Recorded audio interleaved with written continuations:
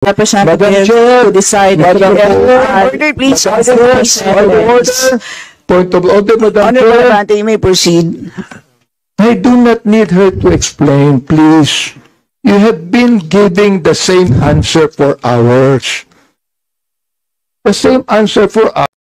Sana po ay matapos na po ito para masimulan na po natin yung budget ng ombudsman. Po. But anyway, palagay ko po ay alam na po ng taong bayan ang mga nangyayari sapagkat karamihan po ng ating mga colleagues ay nagtanong na tungkol sa confidential fund.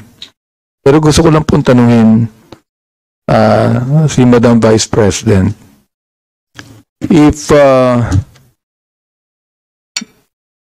the representatives of the people, like this House, has all the right to scrutinize the budget of any agency.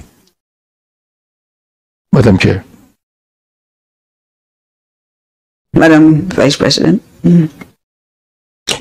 Madam Chair, is it a question? I think it's directed to the House. No, I'm asking you the question, Madam Chair. I'm asking the question to the resource speaker if she believes that this House, being the representative of the people, has the right to scrutinize the budget of any agency. Right, precisely. That's why I say I will leave it to the Only House yes of or no, Madam Representatives to decide Madam on Chair. the proposal Madam Chair, as presented. excuse me, Madam Chair, that can only be answerable by yes or no. We, again, Chair would like to remind our guests to please be responsive to the queries of the members in the most direct manner. So please proceed, Madam Vice President. I already answered. Answer by yes or Madam no. Chair, perhaps my ears are not very clear, so I would like to find out if she answered yes, Madam Chair.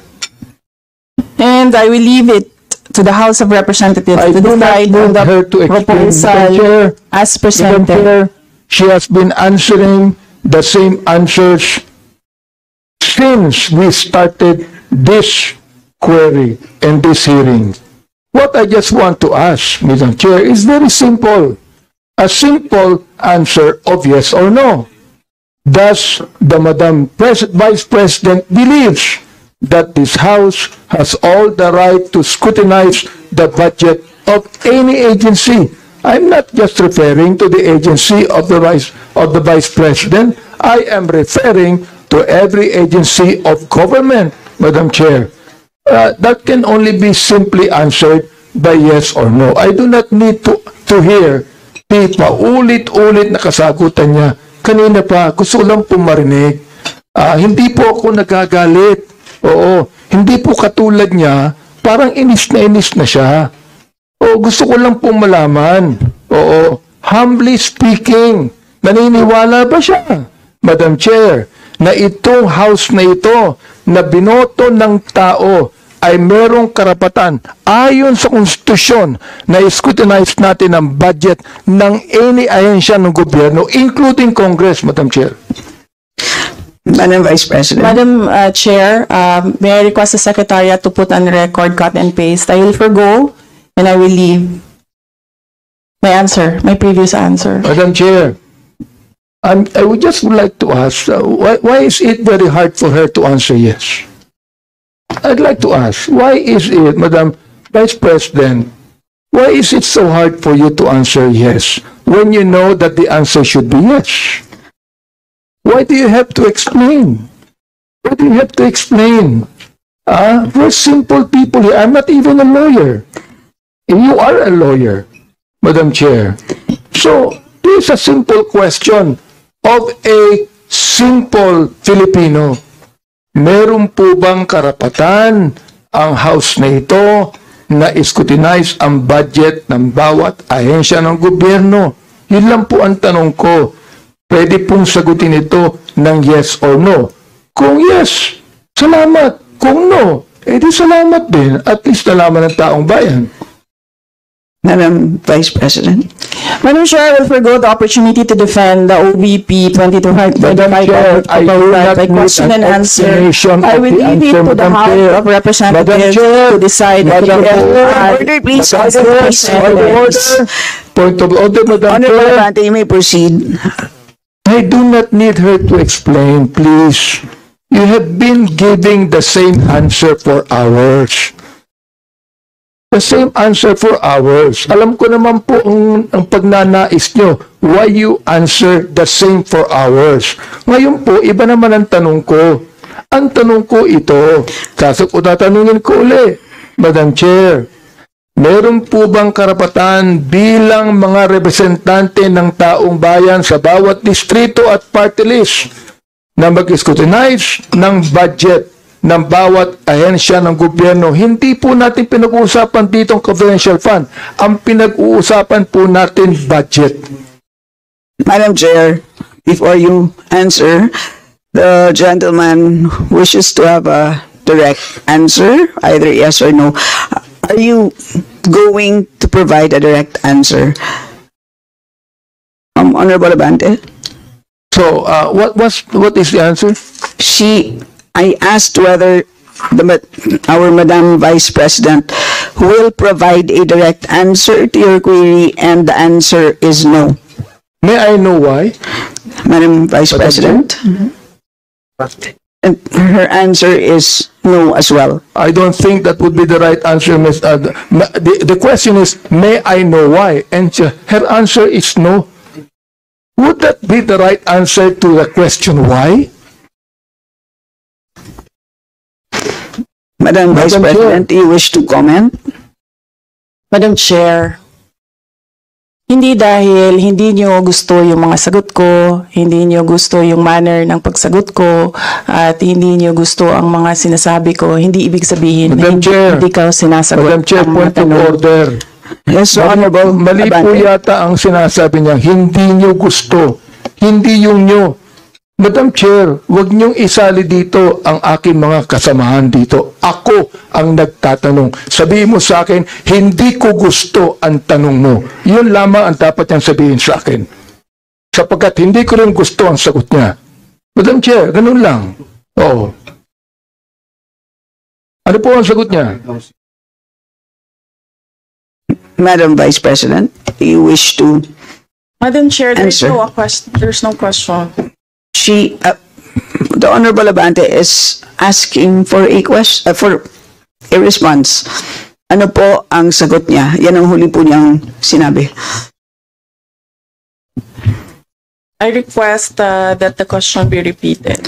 Honorable Abante, kindly repeat answer- your question, not the- to be The answer is what? included in your time. To please repeat your last question. Ito po, ang tanong ko kanina, meron po bang naniniwala po ba ang ating Vice President na meron pong karapatan ang mga representante ng taong bayan, ng mga distrito at mga party list na scrutinize po namin ang budget ng bawat ahensya, hindi po lang ahensya niya, ng bawat ahensya ng gobyerno?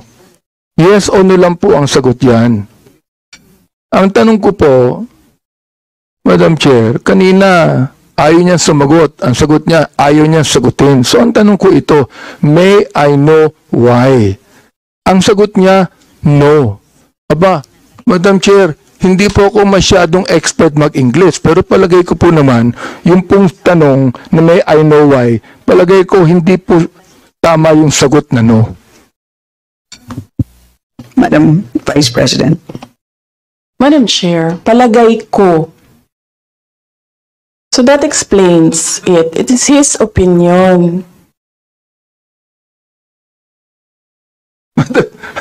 Madam Chair, It's up to you. You are the presiding officer. Madam Chair, hindi ko po opinion yun. Nakalagay po sa Constitution yun tulad po ng Vice President natin.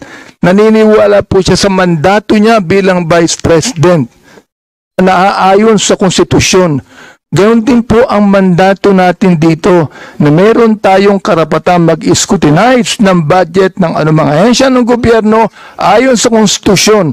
Ang tanong ko sa kanya, naniniwala ka ba doon? Madam Vice President. Madam Chair, umikot na po tayo, bumalik na tayo sa simula, natapos na yon, nasagot na. Ang sinabi, palagay ko, hindi iyan ang tamang sagot. Kung hindi niya gusto yung sagot ko, hindi ibig sabihin na hindi ako sumagot.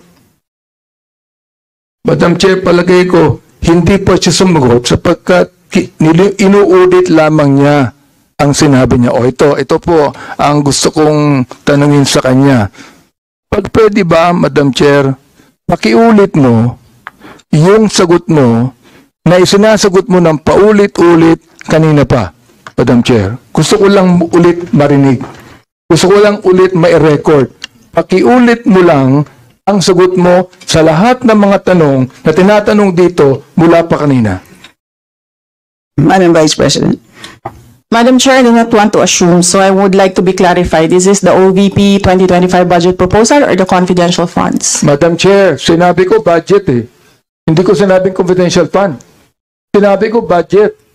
Medyo mahina yata ang tenga ni Vice President eh. Sinabi ko budget eh. Hindi confidential fund. Sinabi ko na wala akong pakialam sa confidential fund. Ang pakialam ko ganito.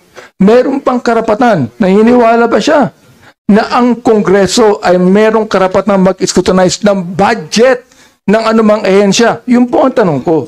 Sagutin po niya yes or no. Ngayon, ayaw niya sagutin ng yes or no, sabihin niya sa akin ang sagot niya kanina ng paulit-ulit sa lahat ng mga tanong ng ating mga colleagues. I will forgo the opportunity to defend the Office of the Vice President 2025 budget proposal by question and answer, and I will leave it to the House of Representatives to decide on the proposal as presented.